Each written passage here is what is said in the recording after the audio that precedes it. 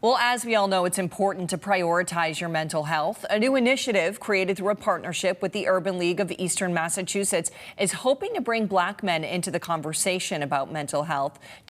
Courtney Cole sat down with the CEO of the Urban League of Eastern Massachusetts to learn more about the program. So let's talk about mental health. It can sometimes be a tough conversation to have, but very much a necessary one as well.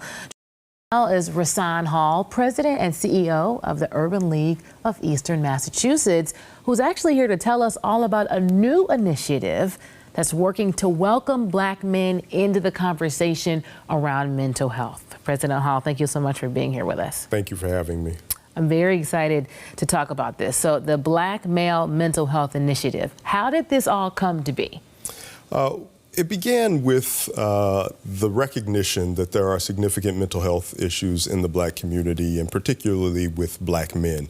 And this isn't a new revelation, and there are several groups that are working to address the mental health needs of Black men. But when I started at the Urban League about 15 months ago, I knew that our organization was well suited to try to use our platform, brand, to reach out to the community and make sure that are working with Black men were accessing the resources that exist around mental health, but also that we were recruiting people into the profession because it is a significant issue around people's reluctance to seek mental health services because they fear that they are not going to find someone who can understand their lived experience. And this is actually something that makes this initiative very unique. Okay, so you're going to provide the resources, a directory, which I want you to tell me more about in a second, but also you're going to identify the people who might be coming to you for help, who could also turn around and end up being the help, literally being the change they want to see. Talk to me more about that aspect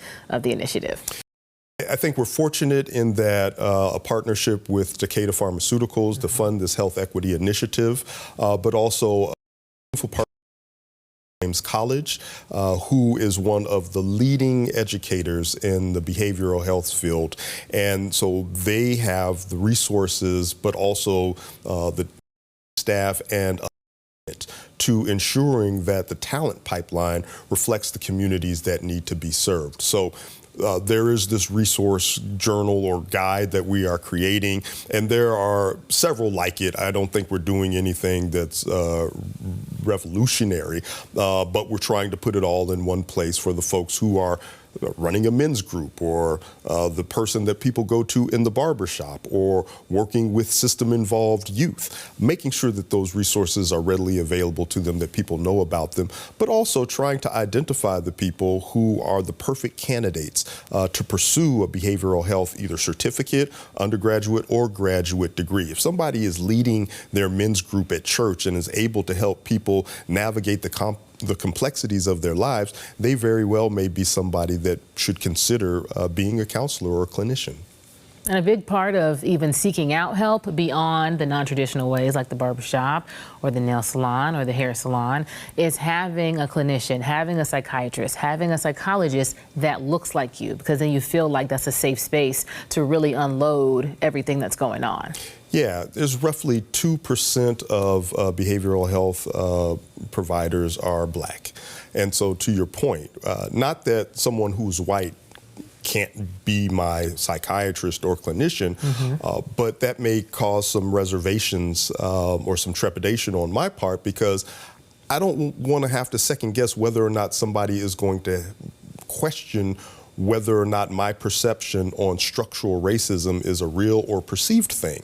It's very real, and someone who has a similar lived experience is going to be able to understand that. And I think that's why it is important, particularly for Black men, to have someone who looks like them. And so we're moving beyond cultural competency to a level of cultural proficiency. And that's why it's important that we're partnering with William James College as well, because they have a proven track record of educating people of color at a much higher rate to bring them into the profession. Now, this was announced in July, so this is still pretty new. Yes. Very exciting, but still pretty new.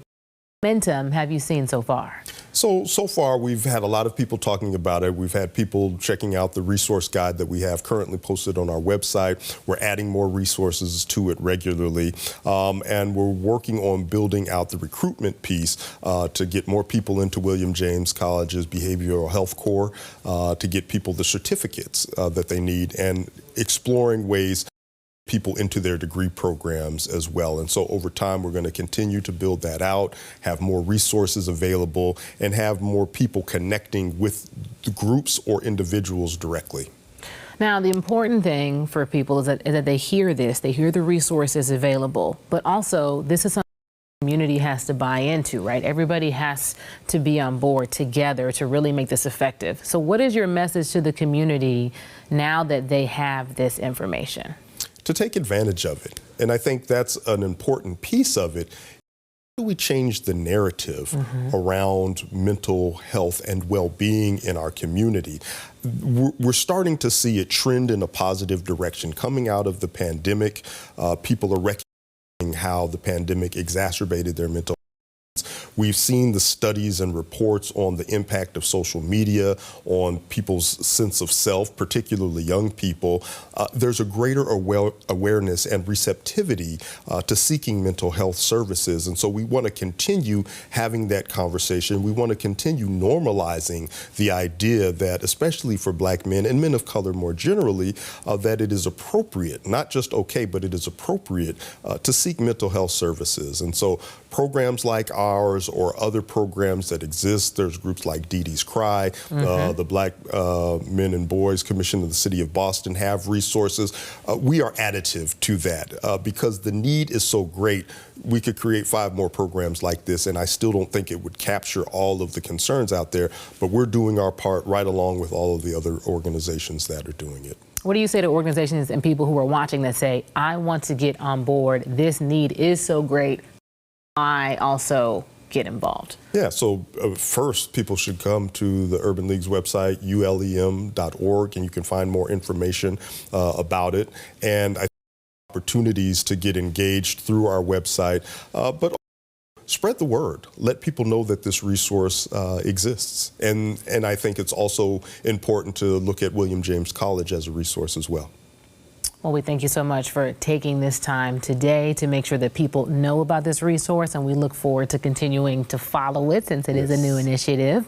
President Hall, the Urban League of Eastern Massachusetts, thank you so much. And just one more time, because we like to make sure that viewers know when they find you. You gave the website. Do you have social media handles that you want to share? Email? This is all really good stuff. Sure. So ulem.org, on Instagram, we're ulem105, and that's the best way to get us in for questions. It's info@ulemmassachusetts.org. Awesome. President Hall, thank you very much.